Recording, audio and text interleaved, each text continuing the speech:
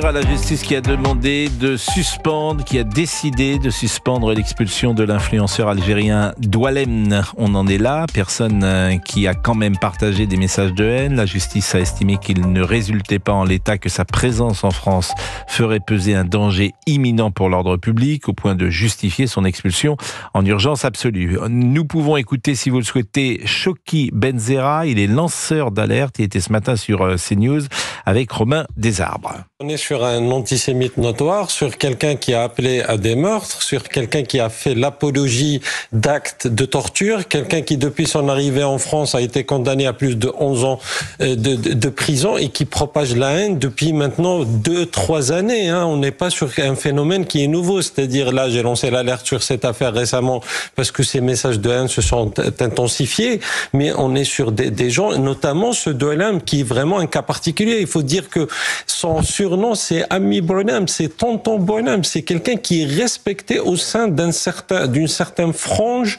de la diaspora algérienne et aussi d'un certain groupe qui se dit nationaliste et qui opère depuis maintenant 2-3 ans sur le sol français pour propager justement la propagande du régime algérien. Et Monsieur Benzera, qui est donc lanceur d'alerte, qui était l'invité de la matinale de Romain Desarbres sur CNews, a également expliqué combien Bruno Retailleau est très attaqué en Algérie.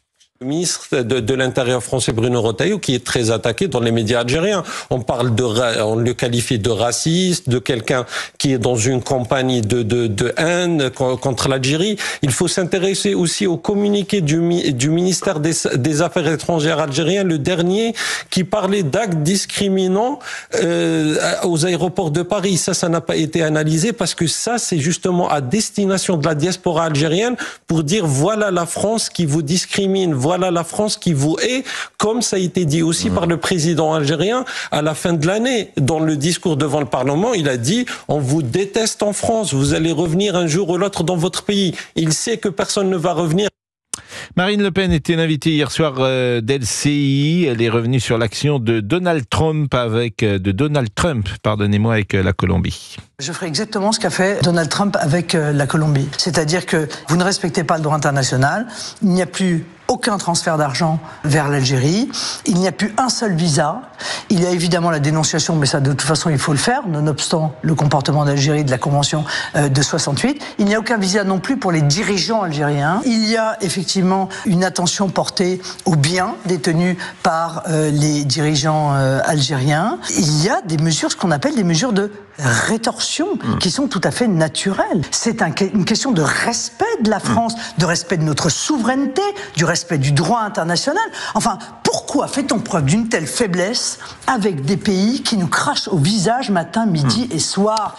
Eh bien, voilà une question qui est intéressante et à laquelle vous pouvez répondre. Nous sommes, je crois, avec Jean. Bonjour Jean.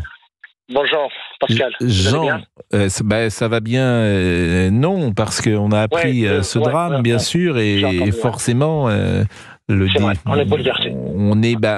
On pense, c'est toujours pareil. D'abord, on pense à cette famille et forcément cette émission qui est souvent très très légère vis-à-vis de cette personne, vis-à-vis de cette famille, vis-à-vis de ce drame. Forcément, nous sommes influencés. C'est bien normal, Jean.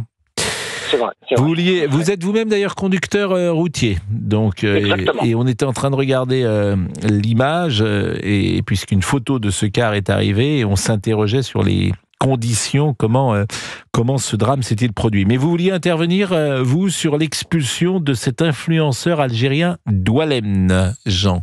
Ouais, en fait, l'expulsion qui a mal tourné, quoi. Oui, c'est une expulsion où la France a baissé, excusez-moi de terme, je vais choquer certains, la France a baissé le pantalon.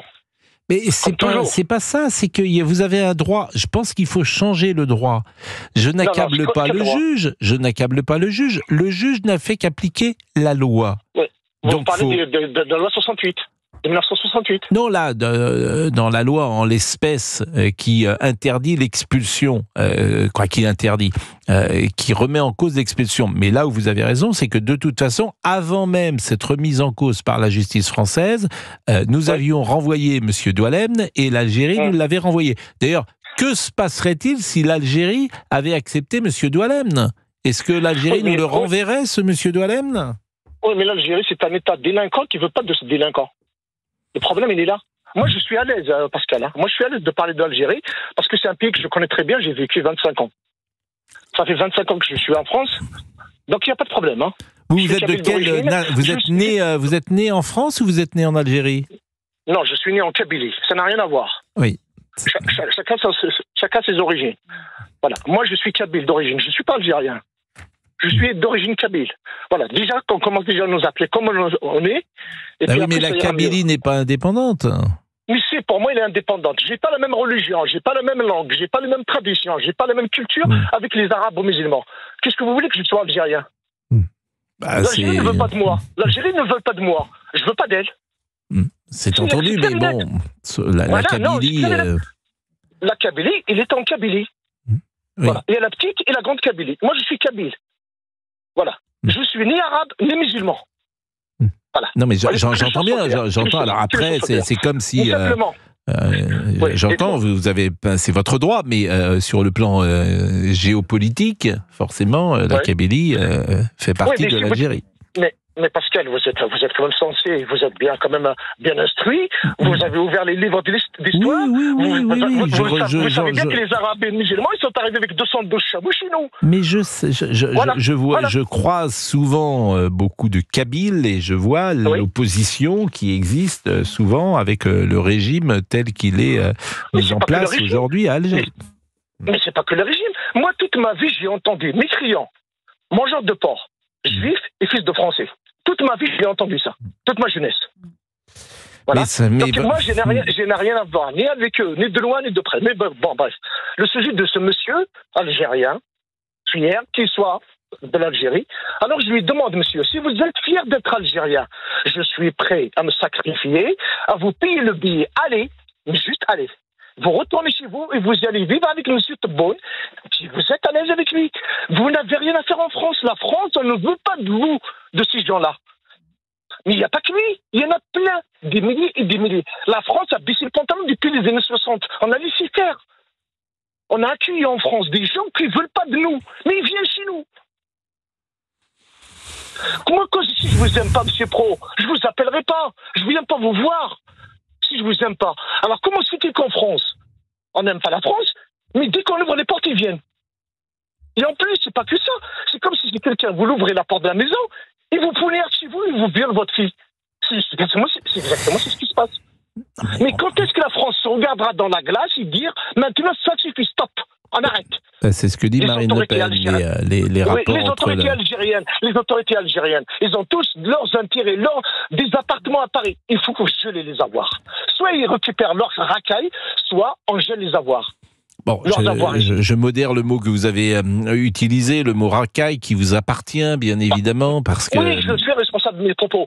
Oui, et moi je suis responsable de l'antenne, donc je fais attention toujours à ce que les mots... Je suis d'accord avec vous. Mais j'entends ce que vous dites. Vous accueillez quelqu'un chez vous qui vous poignarde. Pour moi, il a poignardé la France dans le dos. Mais on le laisse en France. Mais c'est le même juge, je suppose que c'est le même juge qui a lâché les deux délinquants à Paris qui ont poignardé le gamin. C'est exactement le même juge. Donc la justice, à un moment donné, il faut qu'elle fasse son boulot. Oui, mais là, c'est encore un juge administratif. C'est-à-dire que les juges sont... Alors, parfois, il peut y avoir une idéologie qui les mène, mais en l'espèce, le juge, là, a sans doute appliqué les droits. Bon, je vous remercie, Jean, d'être intervenu. Je vois que vous êtes en colère. Il est 11h26. Nous allons marquer une pause.